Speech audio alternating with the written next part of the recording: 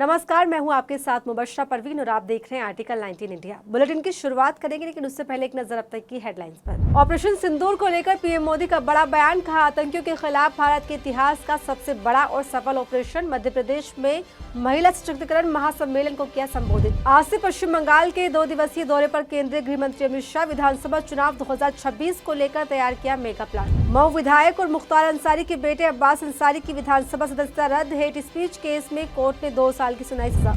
गुजरात के विसावदर उपचुनाव के लिए अरविंद केजरीवाल ने बीजेपी को दे दिया चैलेंज। बोले, गोपाल इटालिया को तोड़ सको तो वो राजनीति छोड़ देंगे। चुनाव के लिए दाखिल किया गोपाल इटालिया का नामांकन। मोनालिसा फिल्म डायरेक्टर सनोज कुमार मिश्रा को दिल्ली हाईकोर्ट से मिली जमानत। कोर्ट ने कहा, झूठे आरोपों का बढ़ता चलन चिंताजनक। दुष्कर्म के लगे थे आरोप। तो ये थी सुर्खियां और खबरें विस्तार से। ऑपरेशन सिंदूर पर सियासत के साथ ही इन दिनों बीजेपी नेताओं को लेकर भी सियासी भूचाल आया हुआ है।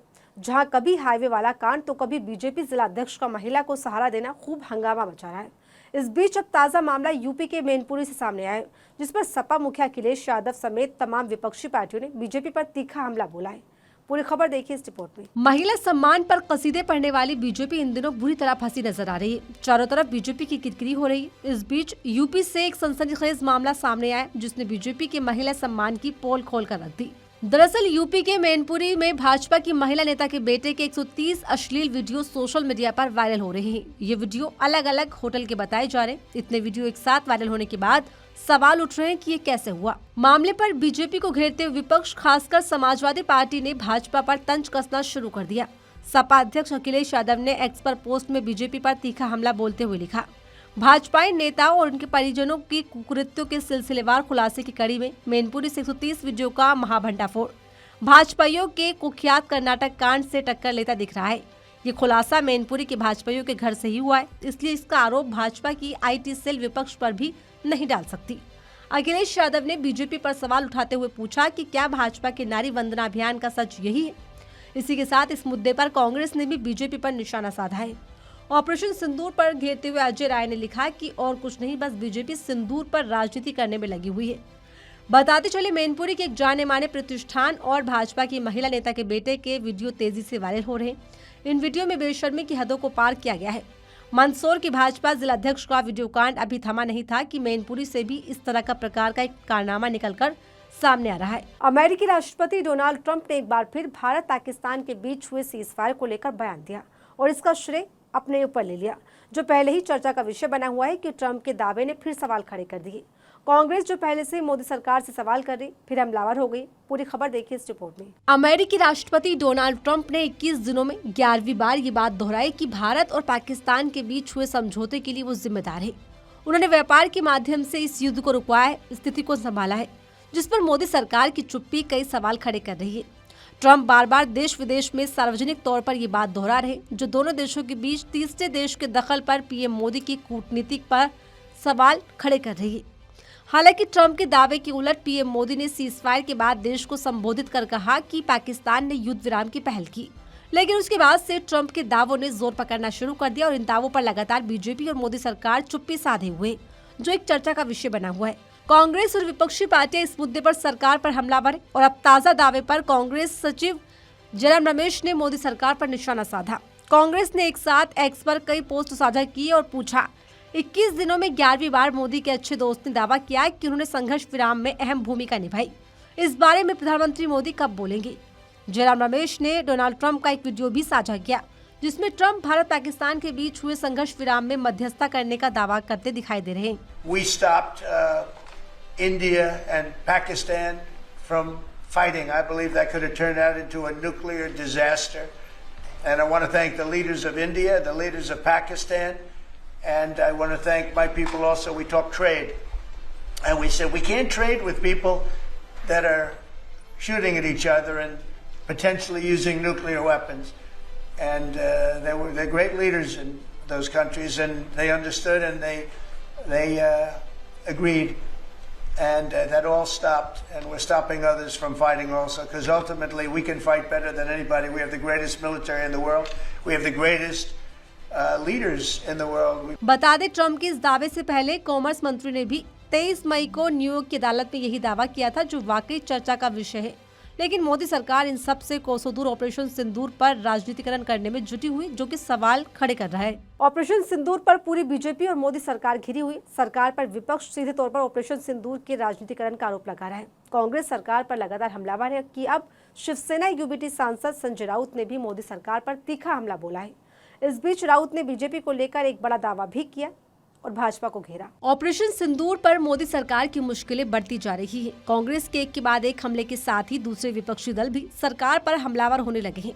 इस बीच पहलगाम आतंकी हमले के आरोपियों को नहीं पकड़े जाने और ऑपरेशन सिंदूर पर अपनी सफलता के गुणगान गाने को लेकर शिवसेना यूबीटी सांसद संजय राउत ने भी मोदी सरकार पर हमला बोला है। राउत ने कहा कि प्रधानमंत्री मोदी ऑपरेशन सिंदूर का राजनीतिकरण कर रहे हैं। वो हर राज्य में जाकर ऑपरेशन सिंदूर की राजनीति कर रहे हैं, जबकि ये ऑपरेशन हमारे जवानों ने किया, लेकिन इसका श्रेय लेने की होड़ है। प्रधानमंत्री इसमें सबसे आगे रहते हैं। कोई भी जाकर किसी को सिंदूर की पवित्र व्यवस्था नहीं दे सकता। अगर आप भाजपा कार्यकर्ताओं को महिलाओं के पास भेजते हैं तो आप सिंदूर का अपमान कर रहे हैं। बता दें, यहाँ संजय राउत ने ऑपरेशन सिंदूर की सफलता को लेकर प्रधानमंत्री मोदी के सिंदूर अभियान को लेकर निशाना साधा। इसी के साथ संजय राउत ने आरोप लगाया कि पहलगाम के 6 आतंकी अभी भी फरार हैं, उनको कोई पकड़ नहीं जा रहा। हो सकता है कि एक दिन आपको भाजपा कार्यालय से एक प्रेस नोट मिल जाए कि वो 6 लोग भाजपा में शामिल हो गए। राउत ने ऐलान किया कि विपक्ष एक बार फिर आगे आ रहा है और हम राहुल गांधी के नेतृत्व में एक विशेष सत्र के लिए सभी के हस्ताक्षर वाला एक पत्र दे रहे हैं। यानी कि अब एक बार फिर विपक्ष एक साथ आकर मोदी सरकार से सवाल करने में जुट गया है, जिसके लिए संसद के विशेष सत्र को लेकर सबसे पहले मांग रखी गई है। पहलगाम आतंकी हमले पर एकजुटता दिखाने वाला विपक्ष ऑपरेशन सिंदूर पर बीजेपी की प्रोपेगेंडा के खिलाफ खड़ा हो गया है। याद हो, इससे पहले कांग्रेस महासचिव जयराम रमेश ने संसद का विशेष सत्र बुलाने की मांग की थी और अब फिर इस मांग ने जोर पकड़ लिया है। रेलवे में नौकरी के बदले जमीन लेने के मामले में लालू प्रसाद यादव को बड़ा झटका लगा है। दिल्ली हाईकोर्ट ने लालू की उस याचिका को खारिज कर दिया है जिसमें निचली अदालत की कार्यवाही पर रोक लगाने की मांग की गई थी। पूरा मामला क्या है, देखिए इस रिपोर्ट में। बिहार में चुनाव की तैयारियों के बीच लालू यादव को लैंड फॉर जॉब मामले में बड़ा झटका लगा है। दिल्ली हाईकोर्ट ने उनकी याचिका को खारिज कर दिया है। बता दें, ये याचिका उन्होंने सीबीआई की ओर से दर्ज केस को रद्द करने के लिए दायर की थी, जिसमें उन्हें निराशा हाथ लगी, वो भी ऐसे वक्त में जब बिहार में कुछ ही महीनों में विधानसभा चुनाव होने वाले हैं। ऐसे में कहा जा रहा है कि अब सीबीआई इस मामले में अपनी जाँच जारी रख सकती है। गौरतलब है कि ये मामला रेलवे में नौकरी के बदले जमीन लेने से जुड़ा है। अदालत ने आरजेडी प्रमुख याचिका को ये कहकर खारिज किया कि ये मामला पहले से ही स्पेशल जज की अदालत में बहस के लिए लिस्टेड है। अदालत ने कहा कि याचिकाकर्ता को ट्रायल कोर्ट के सामने अपनी दलील रखने की पूरी आज़ादी है। अदालत ने कहा कि इस मामले में दखल देने की कोई ठोस वजह नहीं है और इसके बाद कोर्ट ने निचली अदालत की कार्यवाही पर रोक लगाने से इनकार कर दिया, जो लालू यादव के लिए बड़ा झटका माना जा रहा है। बता दें, इस मामले में सीबीआई ने लालू यादव पर आरोप लगाए हैं कि 2004 और 9 के दौरान रेलवे में ग्रुप डी के लिए नाम पर जमीनों की संपत्ति के ट्रांसफर के रूप में आर्थिक लाभ हासिल किया गया था। बता दें, इस मामले में 30 सरकारी अधिकारियों समेत 78 लोगों को नामजद किया गया है। पिछले साल सितंबर में राष्ट्रपति द्रौपदी मुर्मू ने लालू यादव के खिलाफ मुकदमा चलाने की मंजूरी दी थी, जिसमें कि मामला चल रहा है और अब इस पर लालू यादव को एक बड़ा झटका लगा है। हल्दी घाटी के युद्ध और महाराणा प्रताप को लेकर दिए गए राजस्थान की उप मुख्यमंत्री दिया कुमारी के बयान से एक बार फिर विवाद छिड़ गया है। सवाल उठने लगे कि क्या अब इतिहास को भी अपनी सहूलियत से लिखा जाएगा या उसको बनाया जाएगा। तो क्या है पूरा मामला जिस पर छिड़ा है विवाद, देखिए इस रिपोर्ट में। राजस्थान की उप मुख्यमंत्री दिया कुमारी ने महाराणा प्रताप जयंती के मौके पर आयोजित एक समारोह को संबोधित करते हुए अपनी सबसे बड़ी उपलब्धियों में से एक का खुलासा किया। दिया कुमारी ने इस दौरान मंच से बयान दिया कि हल्दी घाटी के शिलालेख में लिखा था कि महाराणा प्रताप ये युद्ध हार गए थे। मैं उस समय वहां से सांसद थी, मैंने उस शिलालेख को बदलवाया और आज वहां लिखा है कि महाराणा प्रताप युद्ध जीते थे। अपने कार्यकाल में ये मेरी सबसे बड़ी उपलब्धि थी। दिया कुमारी के इसी बयान पर विवाद खड़ा हो गया है। सवाल उठने लगे कि इतिहास को फिर से लिखने की कोशिश क्यों हो रही है। इस पर एक बहस छिड़ गई, जिस पर सुप्रीम कोर्ट के वरिष्ठ वकील संजय हेगड़े ने एक्स पर लिखा, आपके पूर्वज राजा मानसिंह ने हकीम खान सूर के खिलाफ हल्दी घाटी जीता था। एक राजपूत सेनापति ने एक मुस्लिम सेनापति को हराया। याद हो कि इसी साल अप्रैल में बीजेपी के वरिष्ठ नेता और रक्षा मंत्री राजनाथ सिंह ने भी कहा था कि हकीम खान सूर हल्दी घाटी के युद्ध में महाराणा प्रताप के साथ और मुगलों के खिलाफ लड़े थे। बता दें, सन 1576 का हल्दी घाटी का युद्ध राजस्थान के इतिहास का एक बहुत बड़ा और विवादित हिस्सा है। ये युद्ध महाराणा प्रताप और मुगल बादशाह अकबर की सेना के बीच लड़ा गया था। लेकिन इस युद्ध का नतीजा क्या था, इस पर लोग अलग अलग बातें करते हैं और आज भी ये मुद्दा विवाद का हिस्सा बना हुआ है। मुगल इतिहासकार कहते हैं कि अकबर की सेना ने हल्दी घाटी का युद्ध जीता, जबकि राजपूतों की कहानियां महाराणा प्रताप की वीरता और उनके हार ना मानने वाले जज्बे की तारीफ करती है और दावा करती है कि युद्ध तो महाराणा प्रताप ने ही जीता था।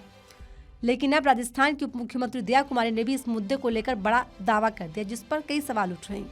फिलहाल इस बुलेटिन में मेरे साथ इतना ही। ऐसी तमाम खबरों के लिए बने रहिए मेरे साथ और देखते रहिए आर्टिकल 19 इंडिया।